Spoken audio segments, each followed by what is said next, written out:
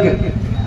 திமுக அதிமுக ஆட்சிக்கு வந்தா இந்த மற்ற முத்திரையர்களுக்கு என்ன வேணும்? எங்கேயாச்சும் ஒரு சிலையை வச்சு கொடுத்துருவோம், ஒரு மணிமண்டபத்தை கட்டி கொடுத்துருவோம், திருச்சியில ஒரு 4 சீட்டை கொடுத்துருவோம், அவ்வளவுதான். இவங்க எல்லாம் திமுக அதிமுக ஓட்டு போட்டுருவோம். அதே போலதான் நடந்திருக்கு. ஏற்கனவே திருச்சி மாவட்டத்துல ஐயா பேரரசர் பெரும்படுவதற்கு மிகப்பெரிய மன்னர் சிலை இருக்கு. அதற்கு அடுத்த கட்டமா வைக்கிறோம் மணிமண்டபம். மன்னர் சிலைக்கு மணிமண்டபத்துக்கு 1 கிலோமீட்டர் கூட இருக்காது. நம்ம மக்கள் அங்க போவானா இங்க போவானா? அந்த மக்களை திசை திருப்பதற்காக திருச்சி மாவட்டத்தில் ஒரு மணிமண்டபம் கட்டுவதற்காக நாம் இடம் தேர்வு செய்ய சொன்னது தஞ்சை மாவட்டத்தில். தஞ்சாவூர் மாவட்டத்தில் வை, என் மன்னர் ஆட்சி செய்தது தஞ்சை மாவட்டத்தை மையமா தலைநகரமா வச்சு ஆட்சி செய்தாரு. தஞ்சை மாவட்டத்தில் மணிமண்டபம் கட்டுங்கடானா கட்டுறான் திருச்சியில. அப்ப இதெல்லாம் யாரை ஏமாத்துறதுக்கு உண்டான அர்த்தம்? நம்மள முட்டாளாக்க.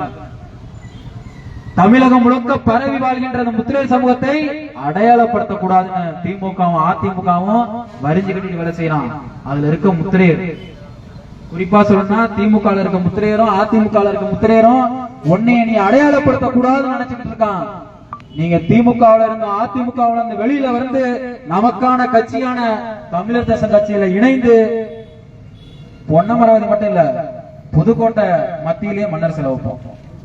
நீங்கள் எல்லாம் ஒருங்கிணைந்து தமிழர் தேசம் கட்சியின் பின்னால் வந்தால் இந்த முத்திரை மக்கள் எங்க பெரும்பான்மையாக இருக்கின்றார்களோ அத்தனை மாவட்டங்களிலும் நமது பேரரசர் பெரும்படுகும் முத்திரையரை மன்னரின் முழு உருவ சிலைகளை வைத்து அவரை இந்த மக்களுக்கு ஒரு தமிழ் தேசியத்தின் அடையாளமான தமிழ் மன்னராக அவரை அடையாளப்படுத்த வேண்டிய பொறுப்பும் கடமையும் உன்னிலும் எண்ணிலும் இருக்கின்றது என்று சொல்லி வாய்ப்புக்கு நன்றி கூறி விடைபெறுகின்றேன். நன்றி, வணக்கம்.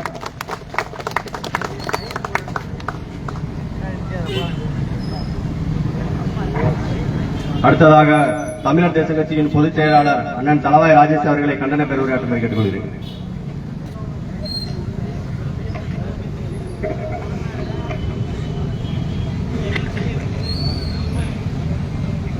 தாய்க்கும் தாய் தமிழுக்கும் வணக்கத்தை தெரிவித்து எங்களை எல்லாம் தாயும் மாணவனாக வழிநடத்திக் கொண்டிருக்கின்ற வாழும் பேரரசர் அண்ணன் கே செல்வகுமார் அவர்களை வணங்கி எங்களுடைய அழைப்பை ஏற்று சிறப்பு அழைப்பாளராக வருகை தந்துள்ள திருமாரஞ்சி அவர்களையும் மற்றும்